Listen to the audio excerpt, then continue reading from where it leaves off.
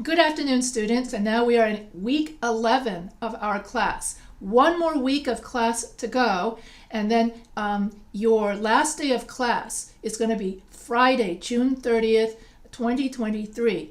You have to hand in all of your assignments by midnight Pacific on a Friday, not Sunday, but Friday. And so if you hand in anything late, you are going to get a 0 for that assignment. And then anything after midnight, if let's say it's after midnight and you're like, but I was asleep or I forgot, you have to talk to my boss and get her permission to have me grade your paper to give you credit for a late assignment. And so that's why it's so important to get everything in by midnight Pacific. That would be 3 a.m. Eastern, to get all of your assignments done Friday, June 30th, 2023. So it's the last day, I think it's the last day of June, off the top of my head. Anyway, so here today's lecture is going to be about how to write a science paper. And so when you learn how a science paper is written, then it makes it easier for you to understand the scholarly articles that you have to read for your other classes. Because the scholarly articles and all the other experiments that everybody does is based on the same format. All science papers have the same format. So without further ado, I'm going to share my screen and start my PowerPoint before my voice disappears again. So from the beginning. Okay, here is how to write a science paper. And so the week 11 lecture is going to talk about the week 11 forum, week 12 forum, and how to write a science paper. So before I start my science paper presentation, I'll give a few pointers on how you can do your week 11 forum.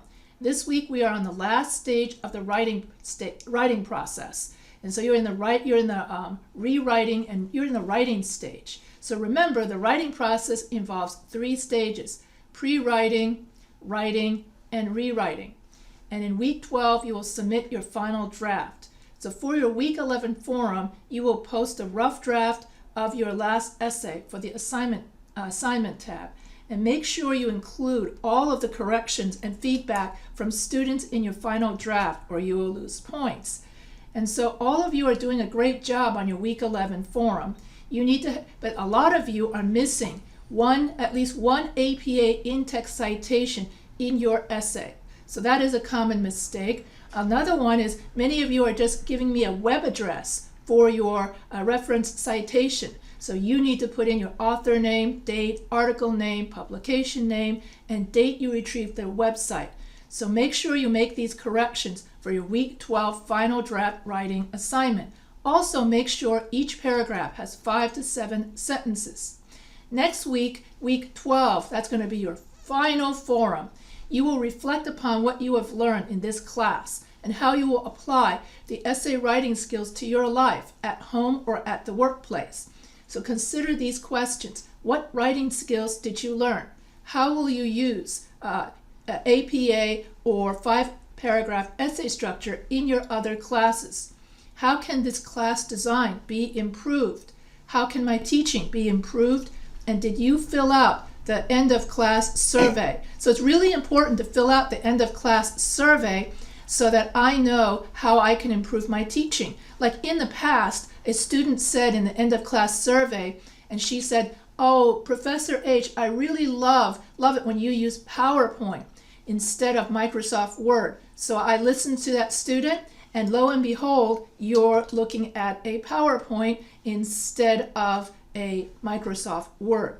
And then during week 12, you only have 2 things you have to do. You just have to do your week 12 forum and then hand in your week 12 final draft. This week it's even easier. You just have to do the week 11 forum, and that's it. So you just upload your rough draft for the comparison contrast essay, peer review 2 student papers, and you're done for this week. So that's week 11. Okay, and also don't forget to do the end of class survey. So now I'm going to start. Today's lecture is going to be about how to write a science paper.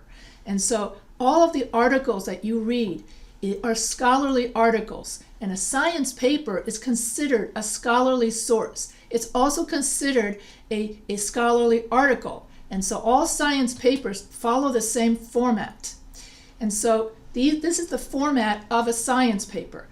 When you create a science paper, the first thing you have to do, just like with an essay, is you got to come up with a research topic. So you got to ask yourself a research question. So what is a research question? A research question, you ask yourself, what is it I want to research? What hypothesis do I want to propose? And then I would use the scientific method to prove or disprove my hypothesis. And so the parts of a science paper include the title, the abstract, background and purpose, methods, results, conclusion, and references. So I will go over each of these parts in this presentation. And then there are different kinds of science papers in the social sciences. In the social sciences, there are different, I just said that.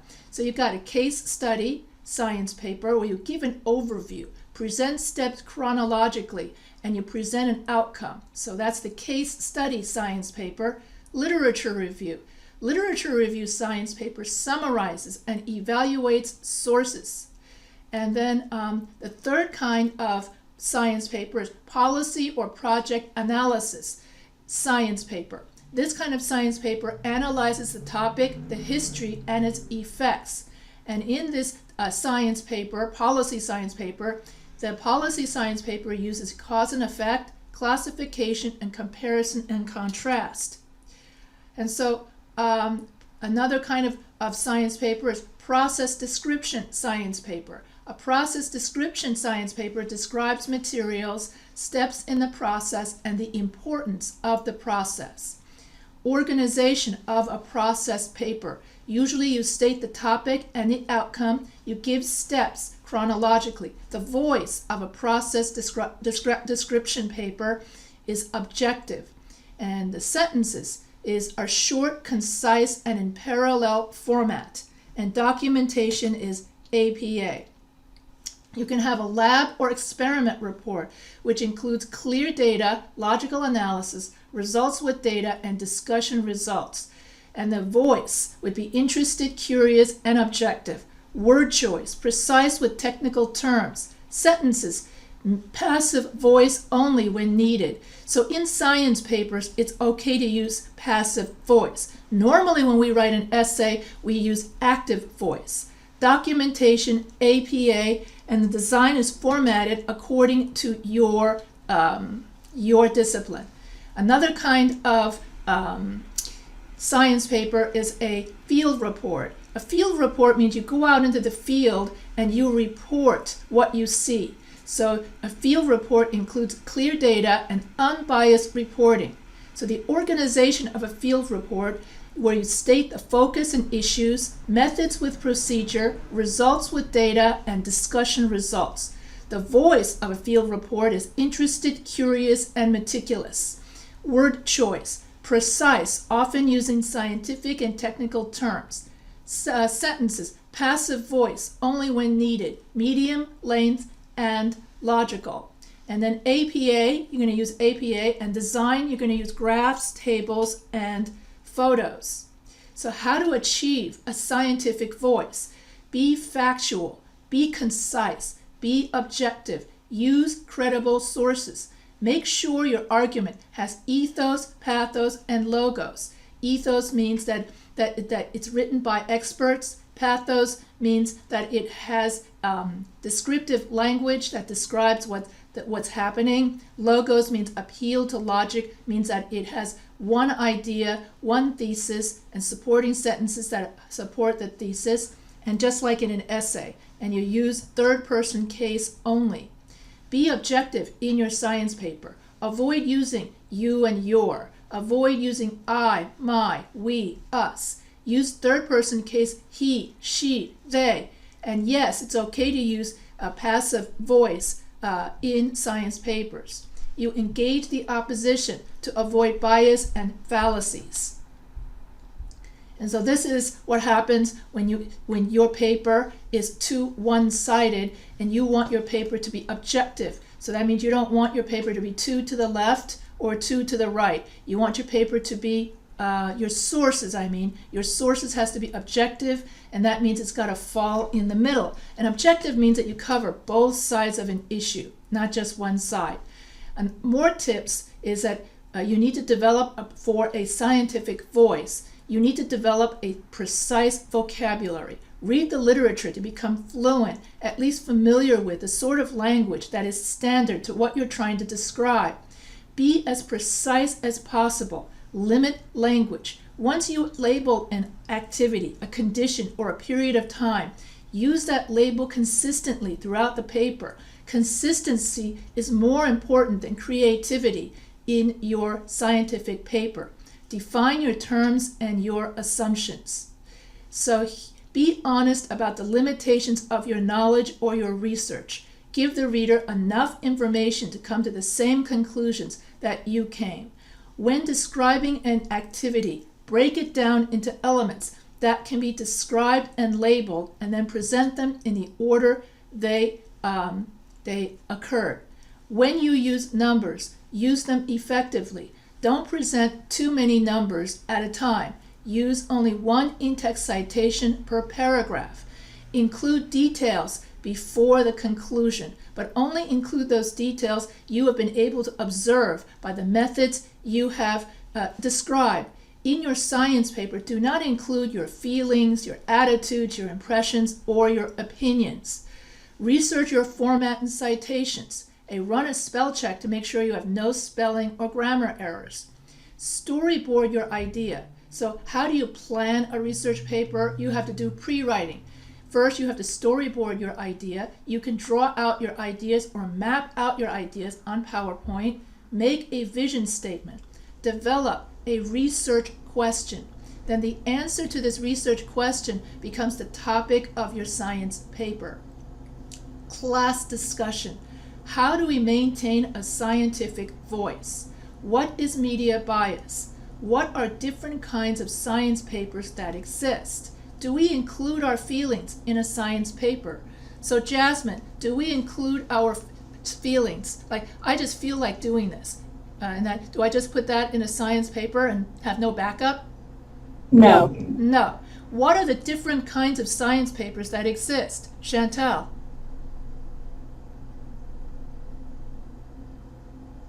Let me think about that. We have, I think you said research. Mm-hmm.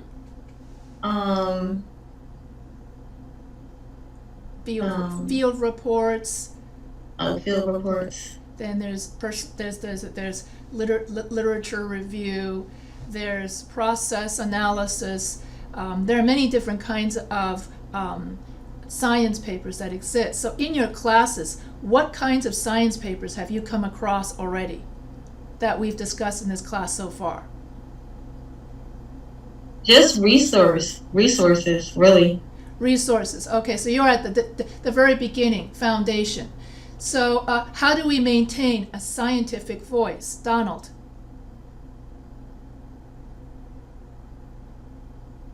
Anybody can help Donald? Is it make sure you have factual information to back up your thesis? Yes. Or yes. Okay. So you got to be objective, factual, and we don't just stick in our emotions. Okay, so you in other words, you just write down what you see, basically. So the research question, what is a research question? The research question is the objective or hypothesis of the study that helps to set up context for what you have researched and why you chose to study this particular topic. Therefore, the very first thing you do is you got to come up with what is it that interests you? What is it that you want to research? And this is the fun part. When you get to graduate school, that's 5 years, you get to choose what you want to research instead of having to read everyone else's research that's already been done. So the research question sets up what you will be studying. The answer to the research question becomes your hypothesis that you will prove or disprove with your experiment. So ask yourself these questions to come up with a research question, or this is mainly for graduate students. So graduate study is when you have 5 years of college under your belt. You've already finished your BA. And so now, when you're doing your BA, you're writing about what other people have already written about, which is what you're doing right now, looking up credible sources. But by the time you get to be a graduate student, you are the credible source. You are writing something nobody else has done before. You are doing something nobody else has experimented before. But how do you know that someone else hasn't already done that experiment? Well, that's why you've got to read everybody else's papers first to ascertain that you're not just replicating someone else's research. And that's what you're doing now in your BA. The first 5 years of college is reading everyone else's stuff and then writing a report on what everybody else wrote, which is pretty much your undergraduate academic research paper. And so by the time you get to graduate students, so that's what you're reading in the online library and in the databases. You're reading the research papers that the 5-year graduate student wrote. After they write their paper and do their experiment, then they graduate, and then the university or the student publishes that paper to the database. That's how it works, okay? And so this whole thing, what I'm doing with the science paper, is the process, like the writing process for a 5-year graduate student. So let's say I'm a graduate student. I've already read all the literature. I already know in my field what's been done. So now I want to do something nobody else has done. Then I've got to think to myself, what research question am I interested in? What needs further study? What hypothesis do I want to prove or disprove? And then I would prove my hypothesis by finding claims and evidence to back up my claim. For the very heart of science is to find evidence for the claim you are making. Science is the process by which you prove your claim to the world through observation, tests, and results. When you create a science experiment, you want answers and credible results to your research question. You want credible evidence for your hypothesis. The experiment is the means by which you create that evidence, and through the results of that experiment, you either affirm or disaffirm your claim. It takes time to gather data, and the results of the data changes over time. To be a scientist, you need patience and time to gather your data to prove your claim. And so what is the scientific method? The scientific method is defined as a method of research in which a problem is identified. That would be finding a topic for your research paper. Relevant data is gathered. So that's kind of like your body paragraphs. And you have to do an experiment to back up that hypothesis. A hypothesis is formulated from this data. That usually happens in the results. And the hypothesis is empirically tested. In simple terms, the scientific method is a way for scientists to study and learn things. Science focuses on measured observation aimed at understanding a topic or a research problem. Experiments are set up to test a hypothesis about why things happen. Experiential results prove whether or disapprove a hypothesis. What is a hypothesis? A hypothesis, that's kind of like your thesis statement. A hypothesis is a testable theory. You conduct an experiment to see if the hypothesis is true or false. Your hypothesis is like the working thesis statement for your study. So steps of the scientific method: ask a question, be curious, make an observation, create a hypothesis, make a prediction based on the hypothesis, test the prediction of the hypothesis through your experiments, and then use the results to make new hypotheses, new predictions, and then in your conclusion, you're going to state what other studies need to be done. What makes a good scientific paper? The authors should write the paper in a way that makes the greatest impact on its readers, just such as writing an article title that describes the major finding of the article, and writing that article in a language that is as clear as possible. So that means you have to be aware of your audience. There are two kinds of research. You have qualitative research and quantitative research. Qualitative research means that you're describing what you're seeing, You're not using numbers, you're just describing what's happening. So qualitative research involves collecting and analyzing non-numerical data to understand concepts, opinions, or experiences. There are 5 common approaches to qualitative research. Grounded theory involves collecting data in order to develop new theories. Ethnography involves immersing yourself in a group or organization to understand its culture. This is common in anthropological studies, like when scientists live with animals in the wild, or when scientists study a foreign culture. Then the second kind of, then more on qualitative research, narrative research involves interpreting stories and understand how people make sense of their experiences and perceptions. The Library of Congress has on file all of the stories of people's lives, so that you could study people's biography in order to study history. That is an example of qualitative research. Phenomenological, that's a long word, research involves investigating phenomena through people's lived experiences. Studying the near-death experiences of different people in different cultures is an example of phenomenological research. Action research links theory and practice in several cycles to drive innovative changes. This would be vaccine research. And so, what is quantitative research? Quantitative research means that you're describing your research by using numbers and graphs. Whereas qualitative research, no numbers. Quantitative research, yes, you're going to use numbers to support your hypothesis. So quantitative means like quantity. Quantitative research means collecting and analyzing numerical data to describe characteristics, find correlations, or test hypotheses. Different kinds of quantitative research using numbers. Survey research, that is the most elementary tool for all sorts of quantitative research techniques. Think about Survey Monkey, it's not Survey Money, Survey Monkey, as a way for researchers to take surveys through the internet.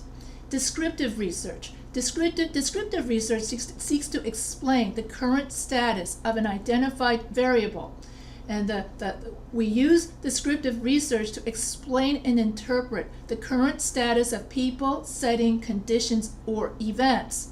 Experimental research, as the name suggests, means that you're going to conduct an experiment based on the scientific method in order to prove or disprove your hypothesis. Why do we need, and how can we tell, when we look at a scholarly source, how can we tell if that resource, that source is credible? How can we tell if that research study is valid? We need to make sure that that study has a large sampling. So that means that, let's say that I am trying to develop a vaccine. If I only test the vaccine on myself and my husband, that's it. Would that be enough sampling to say that the vaccine is safe for everybody else? Yes or no? No. No, obviously.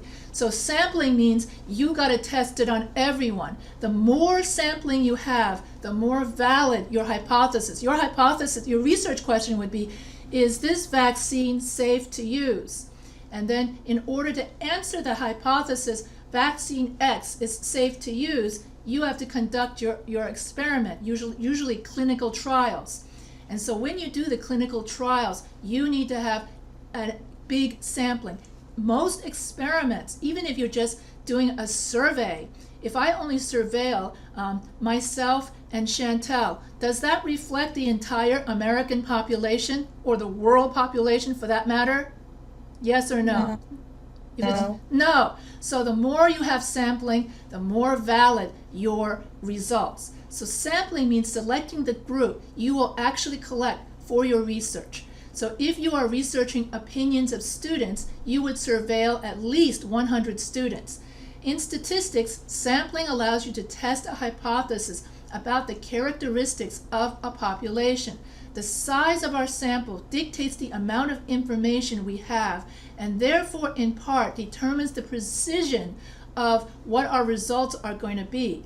And so the more we sample, the more precise our results are. the importance of sampling. So when we study, I just said that, didn't I? Yeah. So when we study the effectiveness of a vaccine, we have to do clinical trials of a large sampling of people of all races, genders, and ages. The more we sample the vaccine and see what side effects occur in different people, the more we can accurately predict the efficacy of a vaccine. If we only sample white males, for instance, then how do we know the effects of the vaccine on, say, Asian females? Or if we only sample the vaccine on the young, how would we know the effect of the vaccine on the old? So therefore, the more we sample, the more we know, the more accurate the study is. So be wary of studies that sample only a few people. What must a research paper experiment, and another way in which a research study is valid is it's got to be replicable. So let's say I get the results. My results indicate that the vaccine is safe. So in the United States, the vaccine is safe. Those are my results from my research.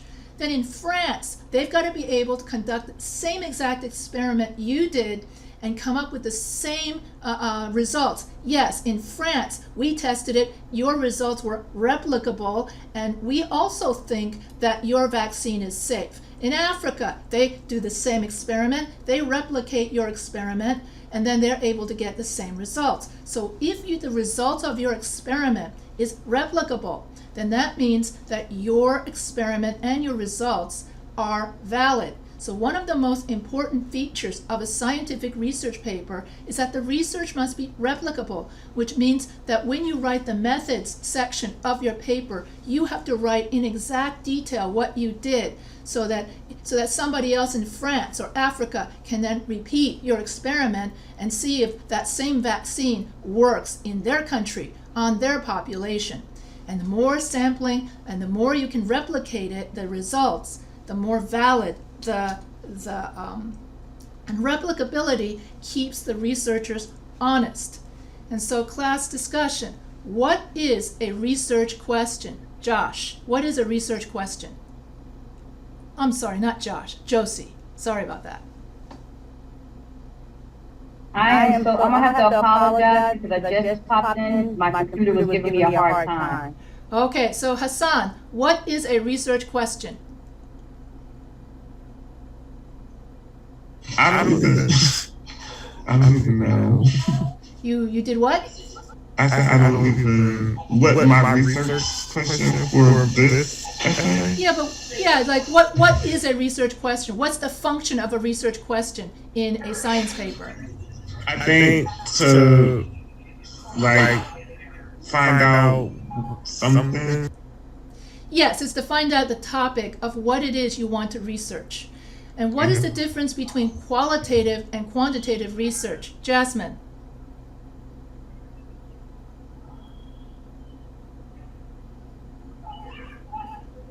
I think quality is like, like the substance, the time behind the research, and quantity is like how much of that research you have. Okay, all right. You're using the roots of the words to guess out the meaning. Yeah, qualitative means that you're writing a story. You're just describing the research. You're not using any numbers, and you're just going to describe the research. So let's say if I'm doing my vaccine H is being conducted on multiple ethnic groups in order to test the effectiveness and safety of the vaccine. Up till now, have I used any numbers? No. So that's qualitative research. Quantitative research would be like 90% of the students like Coca-Cola, but 10% prefer Pepsi. Quantitative research means that we're using numbers in order to describe our research, and qualitative research means I'm just using stories and just descriptive words to describe the background of my research. Okay, why is sampling so important to research? Chantel. To have accuracy? Accuracy, yes. The more people you sample, the more confident you are that your results are valid. Why is it important to replicate your results everywhere else? Donald. Why is replication so important to the validity of a study? Um, um, uh, I don't know. I'm not sure. So replication means that if somebody else can repeat your experiment and get the same exact results that you got, then that means that your experiment is valid. Does anyone have any questions about this so far? No? Okay. So no. Okay. So I will go on. What are the parts of a science paper? So here the parts of a science paper is the title, the abstract, background and purpose, literature review, methods, results, discussion, conclusion, references, tables, figures, and appendices. When you read a scholarly article, more or less, this is going to be the structure of the entire article. And so I remember when I wrote my science paper, I wrote the abstract last. I wrote the methods first. And then that sort of thing. So I remember the very last, right before the due date, which was April, I think. Was it April 1st? Yeah, I remember the last 2 weeks of school, all I was doing was trying to write my abstract. The abstract is just a summary of your entire, like what you did. So I remember writing that last, even though it's the very first part of the experiment. Anyway, so parts of the scientific article. Title briefly states what the article is about. Abstract summarizes the whole article, and the abstract comes before the first page. Introduction establishes the context for the research, the area in which the research takes place, the research problem, the importance of the research, and the guiding question or hypothesis. Materials and methods. This part describes your research procedure. Results reports the outcome of the research, and your discussion and conclusion discusses interprets the results, explaining them and comparing them to the results of other experiments. Conclusion focuses the reader on what is important about the research, its contribution to the larger area of study, its implications in real life, and also you get to tell the reader what else needs to be researched. Okay, so and then of course references. Used in the Arctic? I have no idea what this. Oh, article. Okay. I'm missing L and an E. So the title. The title includes the main variables, the setting, the design of the experiment. The title should capture the essence of the paper. If someone was interested in your topic, what phrase or keywords would you use for your title? And so here's a title example. Renal susceptibility and hypertension are under independent genetic control in the fawn-hooded rat. Territory size in Lincoln sparrows. Replacement of deciduous first premolars and dental eruption in archaic set whales. The radio frequency single electron transistor. A fast ultrasensitive electrometer. Does this sound like what the stuff that you're reading in your other classes? Yes? A little more technical than more technical than adulthood is better than or less than childhood or something like that. I think that's what you did in one of your people doing on their essays. Is that correct? Yeah? So the abstract, and so after you write your title, you write an abstract. So the abstract is 1 or 2 paragraphs that summarizes the whole experiment. When you go to a database, you are reading abstracts of other people's experiments. Normally an abstract is created after the experiment has been done, where the researcher summarizes the purpose, the methods, and the results of the experiment. And so when I wrote my abstract, I already finished my entire paper. I'd already written all the different parts of my paper. I wrote my introduction, wrote my experiment, results, my methods, my conclusion, everything was done and even approved by my professors. And then the last thing I had to do was sit there and write these it took me 2 weeks to write 2 paragraphs because you have to put in every single aspect of your experiment. And then the professor spent forever looking at two paragraphs. So the abstract is the elevator pitch for your article. And it's very similar to if you were to read a book, and I don't know if you can see the book, probably not. It's like the back part of your book. That's the abstract. For a book, it's the summary of the entire thing. And so most abstracts are 15 to 300 words long, which translates to approximately 10 to 20 sentences. So like a good elevator pitch, your abstract should describe the importance, of the field, the challenges that your research addresses, how your research solves the challenge, its potential future impact. It should include any key quantitative or qualitative research that you had in your paper. So remember that abstracts are included in search engine results. And so this is pretty much says the same thing, in which the abstract is the summary of the article, and that the abstract comes before the introduction. Here is an example of an abstract.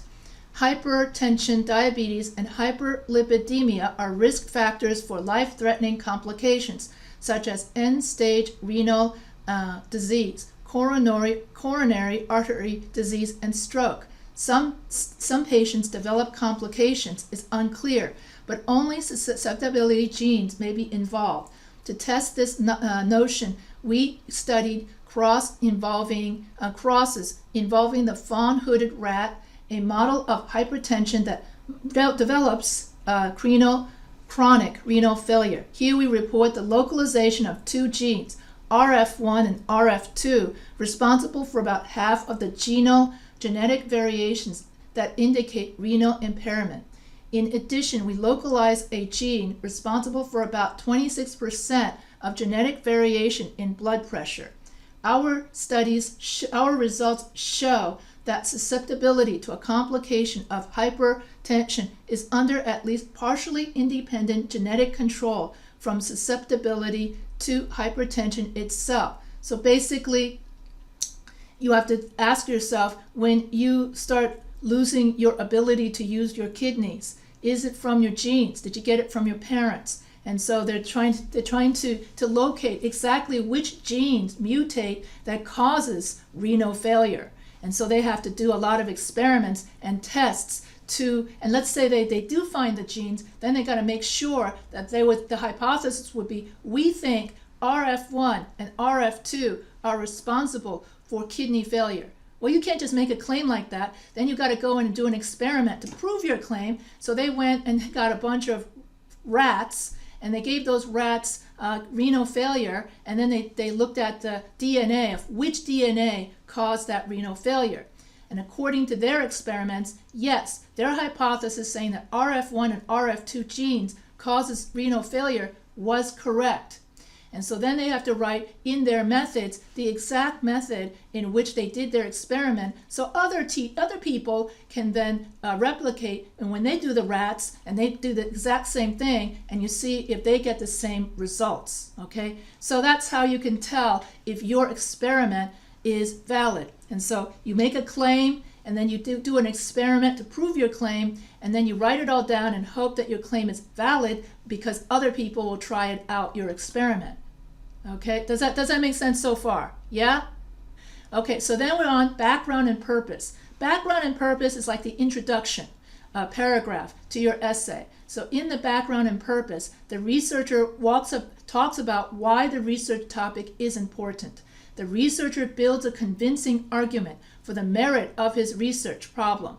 And then he indicates the scope of research and this can include literature review. So when you write your introduction, you open with one sentence to set the context of the problem. You follow with a description of history of the problem. You address gaps in existing knowledge. You state what information your article or your hypothesis will address. In other words, you write about what is your hypothesis. Then, after you write your description, after you write your introduction, you're going to describe what exactly is your hypothesis and your problem. And so follow with a description of the problem and its history.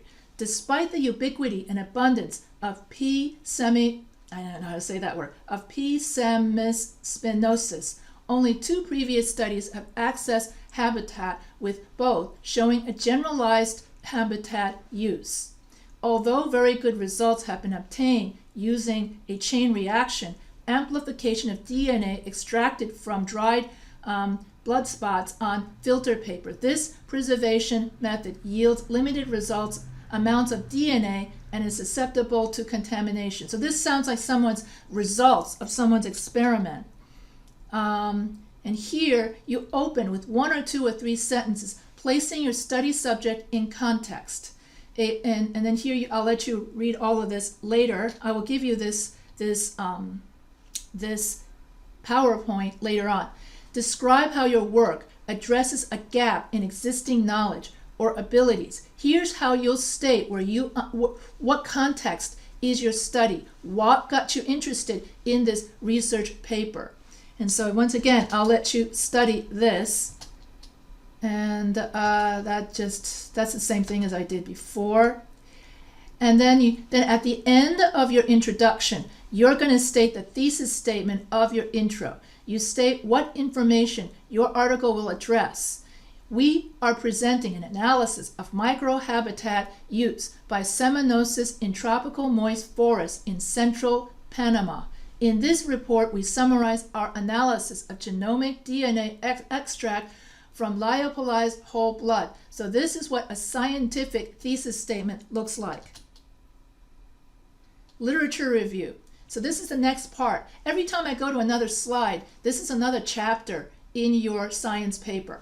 So literature review. In the literature review, you're going to make a list of everything that you read, all of the articles, and then all the articles, after each article, you're going to write a summary of that article. This will show the reader and your professor that you read everything and that you're conducting an experiment nobody else has ever done before. How do you know no one else has ever done it before? That's why you got to do a lot of reading to wade through everyone else's experiment before you do your own experiment and your own hypothesis. So that literature review, another name for that literature review is an annotated bibliography, where you write, it's just like your references at the end of your paper, but instead of just listing your references, you're going to summarize each and every reference. And this is very important to do when you have a long research paper that's like 100 pages. After you do your literature review, now this is the heart of your science paper, your methods and materials, because other people have to know exactly what you did so they can replicate what you did. So therefore, you have to be very precise in what you write in the methods and materials section. In this section, you describe exactly how you perform your study.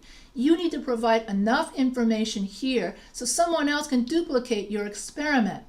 And assume that it is helpful to organize your section chronologically. So describe each procedure in the order performed. For example, DNA extraction, purification, amplification, assay, detection, or study area, study population, interview techniques, variables included, analysis method. Include in this section studies design. Procedures should be listed and described, or the reader should be referred to papers that have already used the procedure. In other words, if you're replicating someone else's experiment, you can refer the reader to the methods section of that original paper.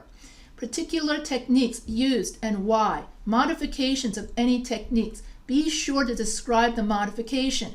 Specialized equipment, including brand names. Temporal, spatial, and historical description of study area and studied population. Assumptions underlying the study, statistical methods, including software programs, everything. So in the methods section, which is the heart of your paper, the researcher, and the methods section is equivalent to the body paragraphs in your essay. So in the methods section, the researcher describes the research, its design, its theoretical framework, sample, key variables, instruments used to collect data, and data analysis. Of all the sections, the methods section is simultaneously the easiest section to write and the most important section to write accurately. Any results in your paper should be replicable based on this methods section. So if you've developed an entirely new experimental method, write it out in excruciating detail, including setup, controls, and protocols. Also, manufacturers, part numbers, if appropriate. If you're building on a previous study, there's no need to repeat all those details. That's what references are for. So that's why we write our literature review in the previous chapter. And then so in the methods chapter, you have subheadings. So first part of the methods chapter, you got to tell what materials were needed to use in your experiment. Another heading in your methods chapter, procedure. How exactly did you conduct your experiment? So procedure examples. Oligonucleotide primers were prepared using the applied biosystem model 31A. DNA synthesizes according to the manufacturer instructions. We first visually reviewed the complete song sample of an individual using spectrograms produced on a Princeton Applied Research real-time spectrum analyzer. Frogs were monitored using visual encounter transects. And then the reason why you have all of these sections means that this is something that someone else has already done before, and therefore you can go to this article to see the even more detail. That means that they're trying to replicate someone else's experiment. So when you see in-text citations, then that means this person is trying to replicate someone else's experiment. He's trying to well, they don't say. So, and then you're going to see if it works or not. Okay, so that's what references are for. So then you have another subsection. We're still in the same chapter, methods. And then methods, materials description. So then you have more examples of description of assumption. So it's called a description of what you're doing. So when you do the description, that's an example of quantitative research. This is all quantitative research because we're not using numbers. All we're doing is describing what we're doing. So that is called quantitative narrative. So example description of statistical analysis. We used Wilcox rank sum tests for all comparisons of pre-experimental scores and for all comparisons of hue, saturation, and brightness scores between various groups of birds. All p-values are two-tailed unless otherwise notified. And then after you write your in-text, then you write your in-text citation. This is what I mean by an in-text citation. And this is what I mean when I say that you're in the week 11 forum, many of you are missing this in-text citation. Your in-text citation backs up your hypothesis, or in your case, backs up your thesis statement. Thesis statement, hypothesis, same thing. So when you back it up, it makes everything so much more credible. Okay, now we're moving away from methods, and we've done our experiment, and now we're going to report. Okay, now that we've done our experiment, what were the results of those experiments? This becomes another chapter. It's called the results section. So the results section lists the key findings of the experiment. Key findings and its implications are focused on in this section. If your study was quantitative, that is, you just used a lot of words, then list the significant results. But if your results were qualitative, then you're going to list percentages and statistics. Avoid making vague statements. Provide specific data-driven findings from your experiment. That's why when I tell people, when you write a research paper, we don't say things like, I believe and I feel, because in an academic research paper, it's all about the facts. It's not about what you feel. It's about what the facts tell you, what the results of your experiments tell you. And this is why I discourage students from using first-person case. I discourage students from saying, I believe, because it's not important what you believe. What's important is what you can prove. And that's the heart of science. So in the results section, so this section presents the facts, what was found in the course of this evaluation or investigation. So you're going to include in the results section detailed data like measurements, counts, percentages, tables, figures, and graphs. And the text of the section will draw attention to the key data and relationships among the data. A good rule of thumb will be present results clearly and logically. Avoid excess verbiage. Be concise. Consider providing a one-sentence summary at the beginning of each paragraph if you think it will help your reader understand your data. And if you have a lot of numbers, use a graph or table. Rather than saying 50% of people did this, while 25% did that, while 13% did that, write it in a pie chart. Bar graph. That's much easier to get a visual for the reader to see. And so I'm not going to read all of these examples, but these are all examples of people with their results. So I'll let you read that on your own. So tips for describing tables and graphs. Do not repeat all the information in the text that appears in a table. Just summarize it. So you give a table, write one sentence. Give another table, write one sentence. So that way you don't have to write out every single measurement. So then in the results, after you have your results and you've proved or disproved your hypothesis, so then in the discussion section, you're going to tell the reader, but how can I apply these results in the real world? So if my results for my vaccine was, I found the results that my vaccine is safe and has few side effects. The only side effects for my vaccine are some fever and people are going to be sick for one day.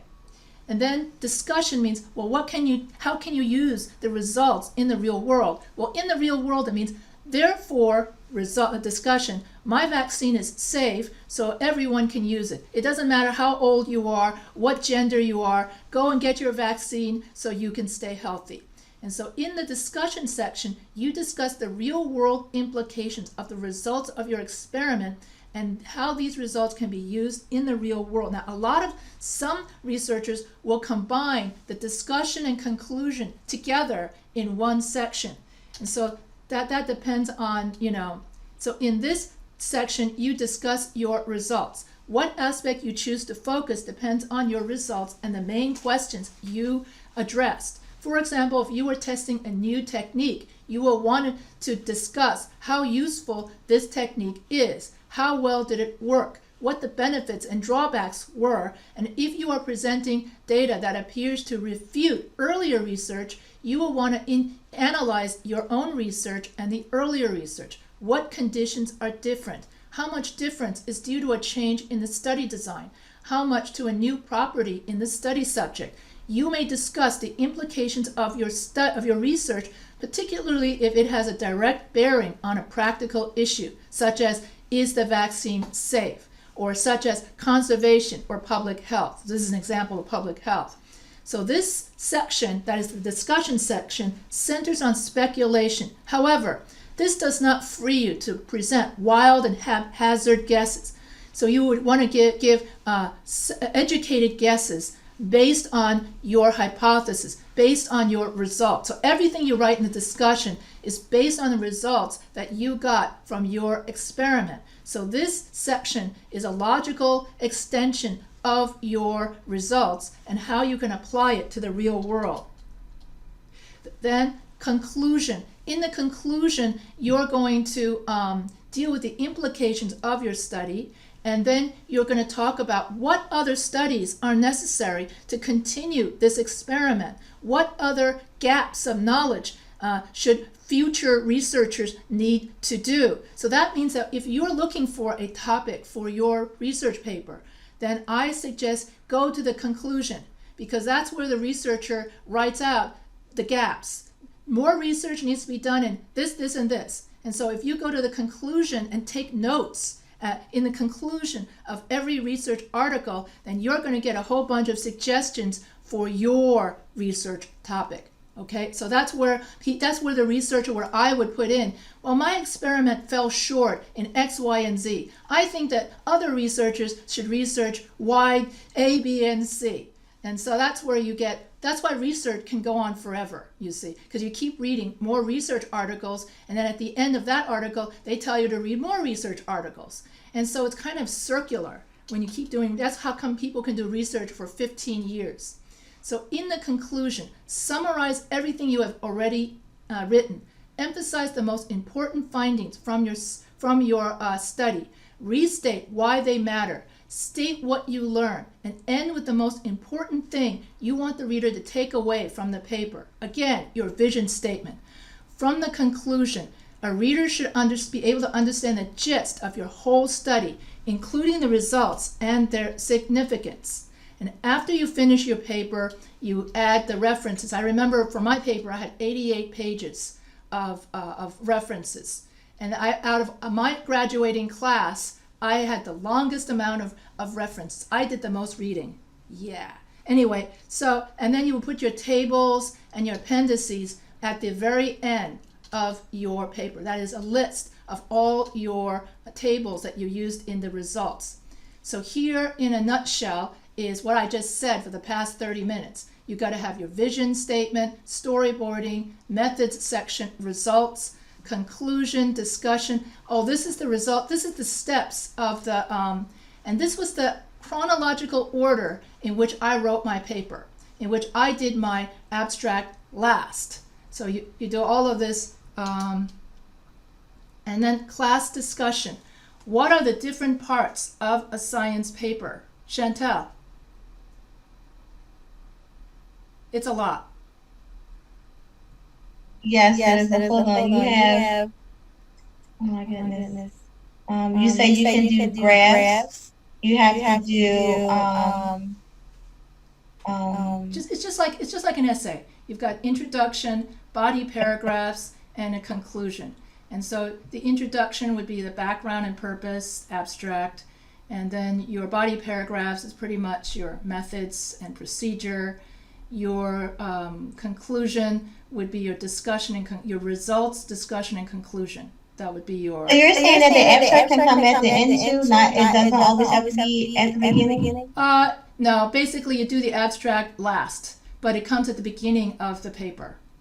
You know, because you want to do the reason why you do the abstract last, because then you have the results. You've done the experiment, so you know what happened. So you want to do your abstract last because then you know what happened in your experiment. Yet, even though you do your abstract last, you put it in the beginning before your first page, because when you scroll through the database, it's that abstract that you see. It's that very first 2 paragraphs that you're going to see before the introduction paragraph. So if you're writing a research paper, you could also write an abstract. That is part of an APA academic research paper. So if you're going to write about why gun control is necessary or not necessary, you can write a 5-sentence or whatnot above your introduction. So that is part of an APA academic research paper. So an abstract is very similar to, like I said, it's the summary of the book. For a book, it's the back cover of the book. So that's the same thing. And so you have the abstract, the what was it that I said, Hassan? What were the other parts of the research paper? Not the research paper, the science paper. Josie. So parts of the science paper Mm-hmm. would be the title, Mm-hmm. the abstract, Mhm. background purpose, Mm-hmm. literature review, Yep. methods, results, discussion, conclusion, reference table, figures, and appendices. Excellent, yes. And those are the same parts that if you're going to write a research proposal for a conference, if you're going to do a business proposal, I covered this a little bit in business communications, it's the same thing for the most part, except for the methods part. That's different. But other than that, it's similar. So why is it important to understand the format of a science paper? Donald, why is it important to understand the format of a science paper? Even if you never do a science paper yourself, why is it important to still understand the format of a science paper and how experiments are conducted? So you could like put all the required information in it in I guess in the proper order to explain it better. Yes, and also it helps you when you read the scholarly sources. All of the scholarly sources, if you read the entire article, will have this same format. So if you understand how these formats function, why these formats exist, then when you read the scholarly articles, you'll be like, oh, I get it. The pieces of the puzzle all fall together and everything is logical. It's not like, I don't understand all this technical stuff. And then you get all freaked out. So once you understand it, and knowing this format will help you understand the format of the scholarly, because at your level, you're not yet creating the science papers. You're just reading you're in the literature review stage, fundamental, what they call foundational knowledge. It's like first grade, second grade, where people are learning just to read and write. Well, that's kind of like you in science. You still got to read what other people have done. And then after 5 years of college, or 4 to 5 years of college, then you get to be the one writing the science papers that the other young people will be reading and for their papers. So that's why it's important to understand the parts of a science paper. It's kind of like understanding A, B, C, D, E, F. So I'm going to start with a very easy topic that I think I came up with this off the top of my head, but I based it on the scientific method. Is Coke or Pepsi the better drink? So this is the easy, so that you get to see it in action. So vision statement and research question. Remember, that's the first part. Which product is better, Coke or Pepsi? That's my research question. Then I would have background and purpose. A small store in Texas wants to know which drink they should put at the they have limited shelf space. Either they put all the Coca-Cola at the beginning of the store, or they put the Pepsi at the beginning of the store. They don't have the room to put both of them there. So they hire a marketing company, and the marketing company does a survey, and they ask a random sampling of local people which they like best, Coke or Pepsi. So that's the background and purpose of the study. Methods. The marketing firm hired by the Texas store owners telephoned and surveyed 100 people, and they asked the residents, which drink do you like best, Coke or Pepsi? And then the results. 75 out of 100 people said they like Coke.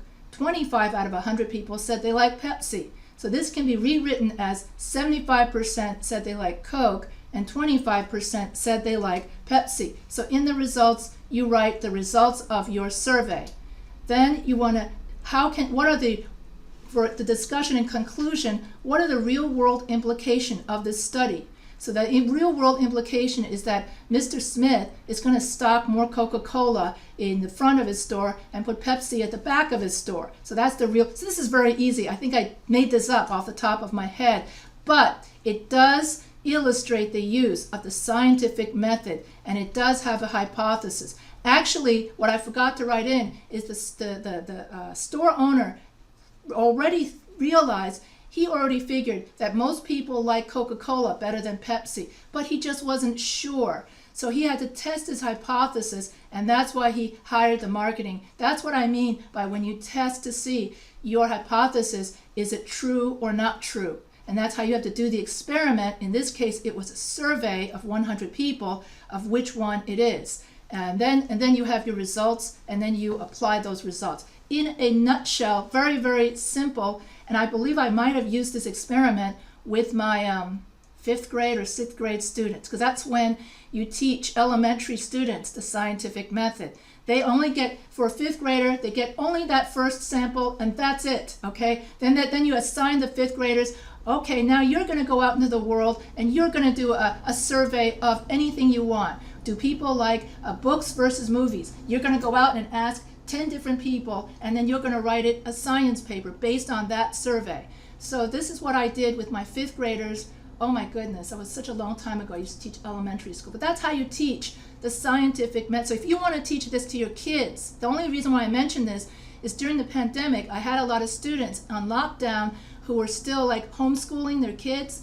So I tell the students, you can use that above example and teach the scientific method to your kids. Okay, now we're going to what the adults do. Okay, so out with the 5th graders and in with the adults. So when I did my science paper at UCLA, my MA thesis was the use of scripted and non-scripted video in foreign language teaching. And so that was my, that was the one in which I had to do, so my abstract was, the present study investigates the role of scripted and non-scripted video in language learning. Studying the characteristics of these two types of videos will shed light on which of these kinds of videos are more useful and more effective to teach foreign language. Non-scripted video provides the language learner with a more vernacular, informal register of speech. It provides dialogue not written by a teacher. It is a recording of 2 actual native speakers of that language. Scripted video is a different kind of video, exposes students to a more formal register. It features dialogues written by teachers using simplified sentences to make the foreign language easier for the language learner to learn. I will be comparing and contrasting whether you use a scripted video, in which that's equivalent to a grammar book, or non-scripted video. That's equivalent to watching a television, okay? Which is the best way to learn a language? Should you learn, better way to learn a language is from video that's associated with a grammar book, or a video of actual people talking. That's like television. And so that was what my study using linguistic analysis was about. Is it easier to study language from a grammar book or from the television? See, I'm simplifying it. See, when you guys write your medical articles, you're going to have to simplify all that gobbledygook for the average reader. Otherwise, if I don't say television and grammar book, you're like, non-scripted and scripted, what's that? Okay? And so when you guys, someday if you get tired of being a nurse and you want a side gig and you want to write medical articles, that's what you're going to do, is simplify it so that even the average Joe who didn't graduate high school can still understand what you're trying to say. So in the abstract, I wrote my entire summary of what I did. And that's the 2 or 3, I think I continued the abstract because here I have my methods. There I did the background and purpose of my paper. Here I'm going to tell you how exactly did I decide. Is it better to study language with a grammar book, or is it better to study language from a television? So this was my results, or my methods. Identifying the differences in these videos through content analysis will enable the teacher to know which one, what to use for teaching language. Television or grammar, or scripted video or non-scripted video. The content analysis consisted of studying the frequency, the distribution, the functions of the grammatical structures, negation, verb form, pronouns, social register, interactional strategies, turn-taking, insertions, hesitation, and self-repair. The data from this analysis reveal. Okay, now I'm going into, that was my methods, okay? So that was what I did. I analyzed both kinds of video to see which one is more effective in language learning.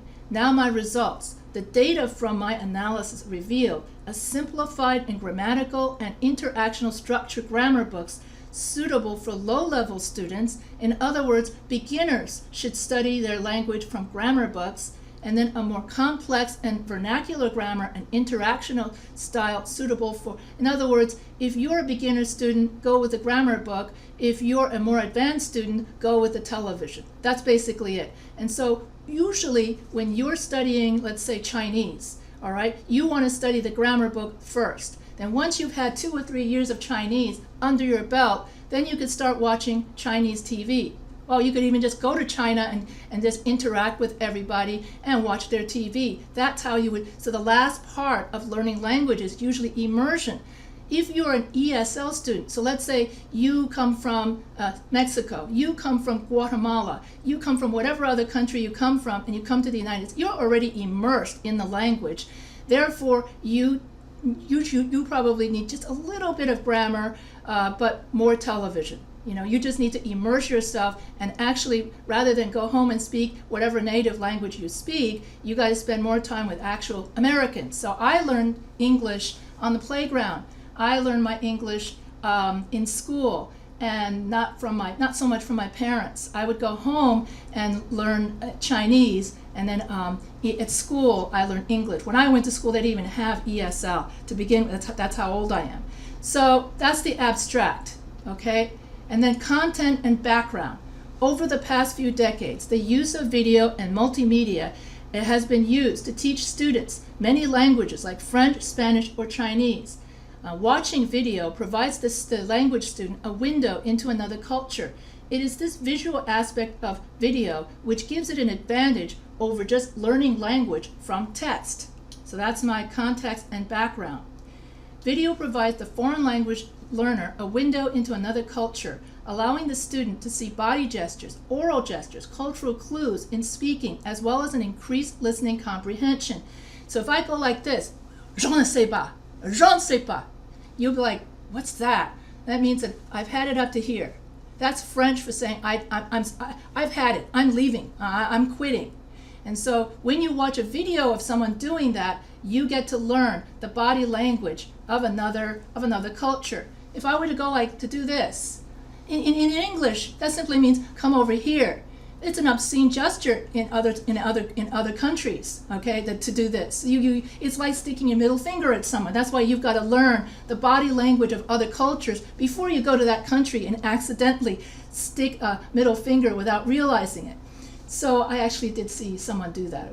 It's funny when it happens to other people, and it's not nice to laugh at it either. But anyway, so it is the visual aspect which gives video and other multimedia the advantage. The internet is also being used over the traditional textbook in the learning of a foreign language. There are two kinds of videos or multimedia content that you can use. You can use authentic or non-scripted video or multimedia, such as TV, documentaries, streaming movies, radio broadcasts, live interviews, unmonitored conversation. So that's all known as non-scripted video that were originally meant for native speaking ears. So when I say non-scripted video, I mean TV. I mean watching a movie. So if you're going to watch a Chinese movie with no subtitles and you try to understand the Chinese, that's an example of non-scripted video. Scripted video is if I have a grammar book, and then in the grammar book, the teacher writes a whole bunch of dialogues. And then the grammar book comes with a video, okay, of these scripted videos, and then actors and actresses are acting out what's on the script. So that is when your teacher writes the dialogue. And so scripted video is usually very simplified English, minus all the slang. So if I were to say to a Chinese person or to anybody who doesn't know English, hey, you know what, Chantal? I'm going to go hit the hay. Hit the hay. Does that really make sense to someone who doesn't understand English very well? What does that mean if I'm going to literally hit, am I literally going to hit some hay? Do you think that person will understand what exactly you mean? So that's why when they have scripted video, you leave out a lot of the slang and you simply write in the very simple English, I am going to bed right now. And that's why in scripted video, it's much easier. It's for beginner language learners. Whereas if you're going to listen to a couple of people talking and you're going to say, hey, you know, Jan, I'm so beat. I'm going to go hit the hay. So that's when somebody records two actual people talking. And then the research question is, which kind of video is better for language learning? Is it better for you to listen to a bunch of videos of native speakers speaking with lots of slang? Or is it better to study from your grammar book? That was my hypothesis. And then that was my research question. That's my research question. My hypothesis means I was making a prediction. I already predicted that for lower beginning students, they should stick with the grammar book. And then I predicted that for higher, advanced students, they could learn better with the television. That was my prediction. So when you do a research paper, you start your hypothesis is your prediction. Now I've got to go about and prove my prediction. Okay, I already knew or guessed. So you make an educated guess. So non-scripted video exposes the more advanced students to unmodified, informal, native language speech. So let's see, where's my hypothesis? Okay, and so then I'm going to write about, I'm still in the introduction. So I'm going to write about the limitations of this study. Because the target language is French, the variables used in this study may not be applicable to other foreign languages. And this study came from secondary data, not from primary data, such as recordings. And editing may have occurred to save TV airtime. Since the subjects were aware they were being recorded, this awareness may have contaminated the data. So both scripted and non-scripted videos were made for different audiences. I'm still in my introduction, by the way, because I'm still in background and purpose. So the purpose of this study is to uncover the usefulness of scripted and non-scripted video in foreign language teaching. Research questions. What are the differences in linguistic input and interactional input found in non-scripted and scripted video? Based on content analysis, how might these differences influence the way teachers use these videos to teach French? And then there's more context and more, I ask more background, more input, and then this is all very about comprehensible input. What is the best way to teach foreign language? Whether or not, would you learn more if you learn from a grammar book or if you learn from television? So I go on and on and on about the context. I'll let you read this later.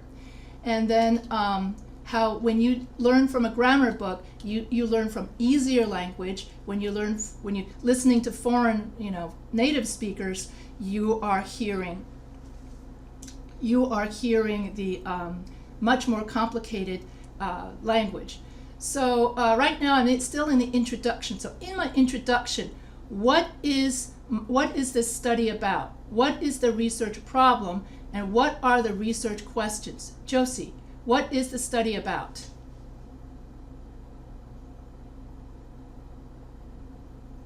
The study would be about the topic of your paper, correct? Yeah, what was the topic of my paper? It was which is better, Coke or Pepsi? Right, and then what about for my UCLA paper? What was that study about? Wasn't it about like the learning language from like grammar books and hearing it? Was that? Yes, correct. So and Hassan, is English your first language? Huh? What- Oh yeah, it's my first and like only language. Okay, so if you were to learn, let me switch this around. Chantel, if you were going to learn a new language, would you study from the grammar book first or study from the television first? Let's say you want to study Chinese. Which would you study first? I would study. I don't know, probably the TV first. Okay, and then you would and then Donald, if you were going to study a new language, which would you study first, the grammar book or the television? Josie looked like she wanted to say something. Yes, Josie. Oh yeah, I was just going to say I would study from the book first. Yeah, for me, if I were studying something so far off, I would study, let's say, Russian, and I have no context of that. I would study from the book first. Once I get and know the book from cover to cover, then I would go watch television, and then skip the book. So that was my hypothesis to begin with, and so I wanted to, in my study, figure out why. So I'm not going to read all my methods because I already did it in my. So I studied the language, the graph. I found and the slang. I studied how much both sides. So let me put it to you this way, Donald. Which one, grammar book or listening to people talking? Which one will have more slang, like hit the hay, or cursing for that matter? Native speakers talking on an authentic video, or your grammar book? Josie. It would be listening to people speaking. You find more slang. Yeah, you'll find more shortcuts in the language. You'll find more shortcuts, verb forms, pronouns, interactional, body language that does this and would make no sense, and woof, you go like this, and you're like, what?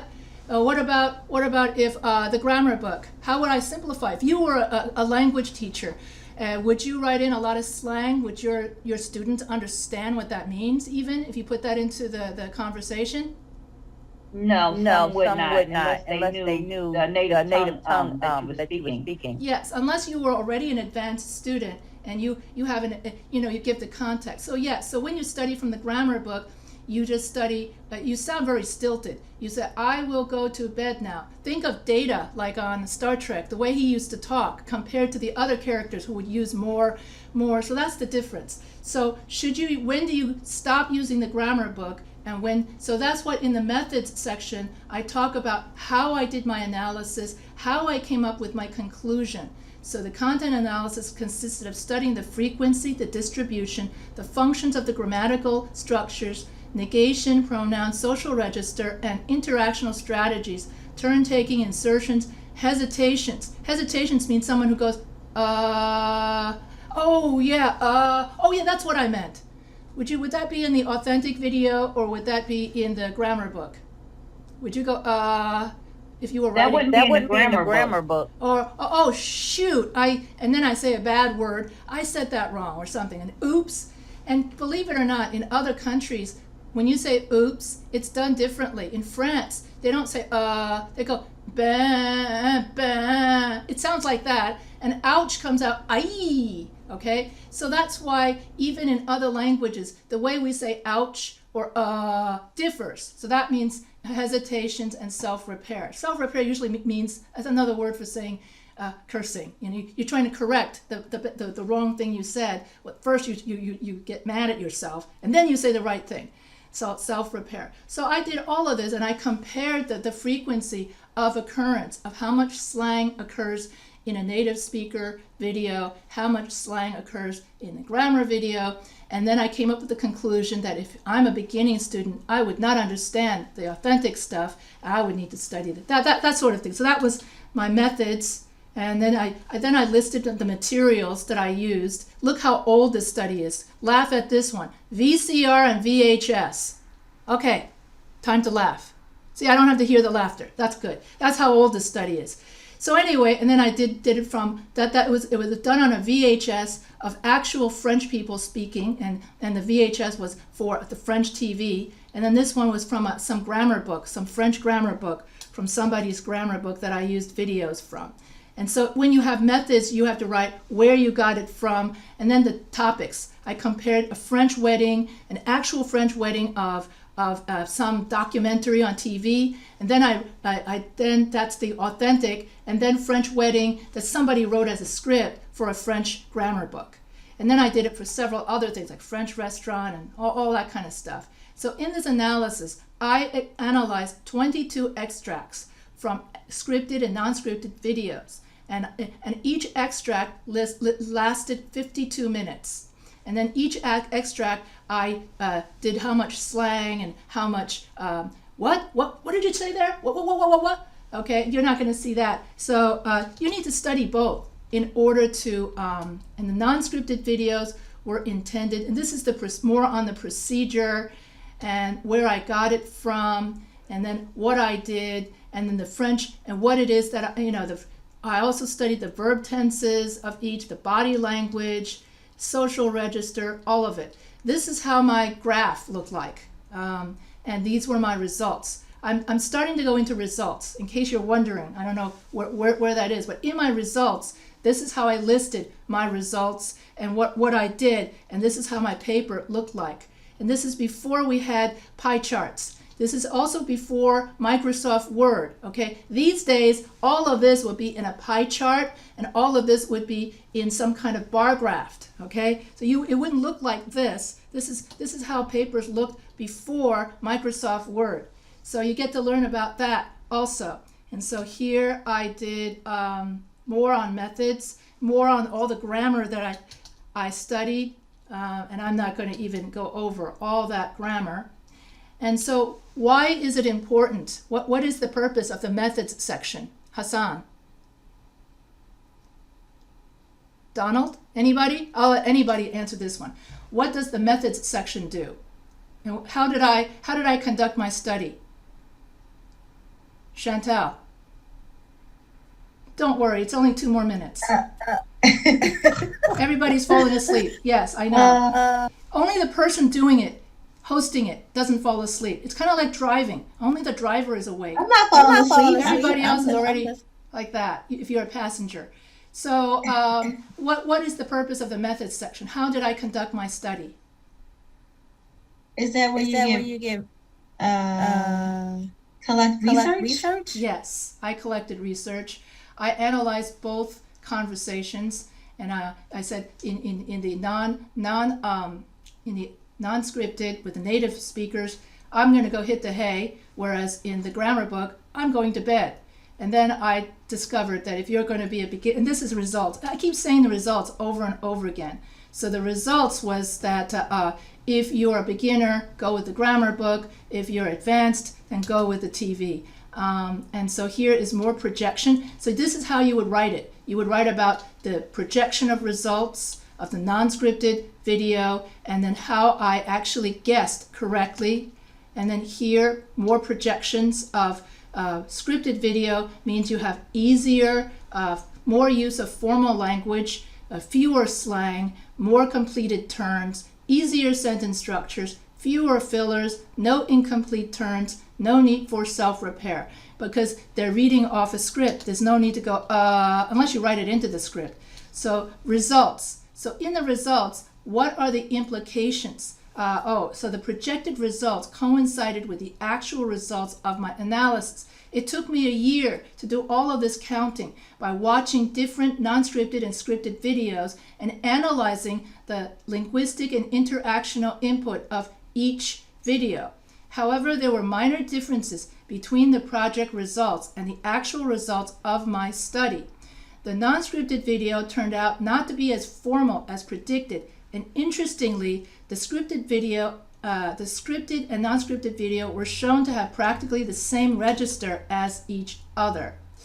And so you can use tables and graphs to show your results. This study shows that inverted questions, "Does he go to the supermarket?" is hardly used in daily conversations by native speakers. Native speakers like to use uninverted questions like, "He goes to the supermarket?" Yet grammar books and scripted videos show usage of out-of-date inverted questions at 97%. This means that as you're studying out of your grammar book, you're getting outdated ways of speaking the language. So that means that if you only study out of a grammar book, you sound like Data of Star Trek. You sound very mechanical. So that's why for language learners, it's good to study both the grammar book to learn the formal way of saying it, the right way of saying it. That's equivalent to elementary school for us native speakers, and then you go and watch television for the advanced speakers. And so this is more about the videos, it's about results, in which I'm showing the results of my analysis, and more results and more results. I'll let you study this. And so the real world implications is that that's the discussion. So after the results, you have the real world implications, in which you tell language teachers that, okay, if you've got beginning students, use a grammar book, and then as they advance, use the television. And so that's basically the real world knowledge of all of this. And so I will let you read it. That way you can read it at your leisure, all of this. And then the world implications is whether or not the beginning students would study from the grammar book, and then the advanced students would study. But I wanted to show you all of the different sections. So even though I didn't read it out, you got to see that when I wrote my science paper, I followed the same format that I showed you in the beginning, when I said that when you have, and the conclusion would be like, more research needs to be done for Chinese, Russian, comparing Russian or Chinese and French. That was my, and also what effect does social media have? So you don't just have to study. At the time I did this, we only had television and radio. Now more studies can be done. How much English can you learn on social media, for instance, or the internet? So that's how you could, so what effect does the internet have on foreign language learning? What about those 3D language games or virtual reality? How would that influence language learning and that sort of thing? So things going into the future. So what is the effect of this hyper-connected world on foreign language? What about learning Spanish in 3 weeks using Babbel? Or is old-fashioned immersion still the best way to learn? TL means a target language. Now you know why when I ask you to write your papers, you need to write this out. What is TL? If I didn't tell you target language, would you know that I mean that it meant target language? Yes or no? Anybody know TL in advance? No, I wouldn't have known. No. What's FLT? If I just simply stick FLT in my introduction and not bother to ever write that out, just assume the reader knows what that means. Do you know what FLT is? I did use it several times already, so that one is easier. Foreign language teaching. So always the grammar rule is the first time you use an abbreviation in your paper, write it out in your introduction. Then in your rest of your paper, you can write FLT to your heart's desire. That's the grammar rule, okay? Otherwise, your reader is going to go, what? Alphabet soup. So we've done all of this. Okay, this was my my references that I used, and so when you write your references, make sure that you have. If you don't have the author name, then you can write the website name. Then you write the date, the article name, then the date you retrieved the website, and then your web address. A lot of people in week 11, all they did was write in the web address. And that's not correct. You don't just simply write www.adfontasmedia.com. You got to remember to add in all the rest of this stuff. And then, of course, my research, Ho Yvonne, 1990, that's how long ago it was. The use of scripted and non-scripted video in foreign language teaching. My guess is your grandparents' time period. I wrote my MA thesis. For you younger ones, is that about right? And about your grandparents' time period? I'm going to guess that's correct. Anyway, and for you older ones, it would be your parents. So basically, and also make sure that your references is in alphabetical order. A, H, V, and W. That was also another mistake that I saw in the week 11, and that's it. And so what I'm going to do is, it's still too long. See, you notice how I write everything too long, and it's already 3 o'clock. That was how I used to write papers. I wrote things too long, and the teacher only wanted 10 pages, and I wrote 25. I tend to talk too much, and that shows up in my lectures. And people write in their end of class surveys, she talks too much and her lectures are too long. And I think 2 or 3 people have already left because of that. So yeah, but you could always watch the recording. That's the fun part of the recording. You could fast forward to the parts that are boring or something like that. Anyway, so what was I going to say? Yeah, so do you have any questions for this class? We're almost at the very end. We just have week 11 and week 12. And next week, I'm just going to talk about different kinds of introduction, body paragraphs, and the compound complex sentence. And that's it. Then I wrap it up. I always keep it light for the last lecture because everybody is so burnt out and then all eager to go to the next class. Yeah. So do you have any questions or anything like that? I do. Okay, let me hold on. Let me end the. Oops, that's not good. Let's see. I want that gone. I always do it the wrong one. Hold on. There it goes. So let me end my recording. So you all have only 1 more week left to get everything done. Remember, Friday, June 30th, 2023 will be the last day of class. And I know that the vast majority of you are not even get to this point in video anyway. So I sign off and see you all next week. Okay, end of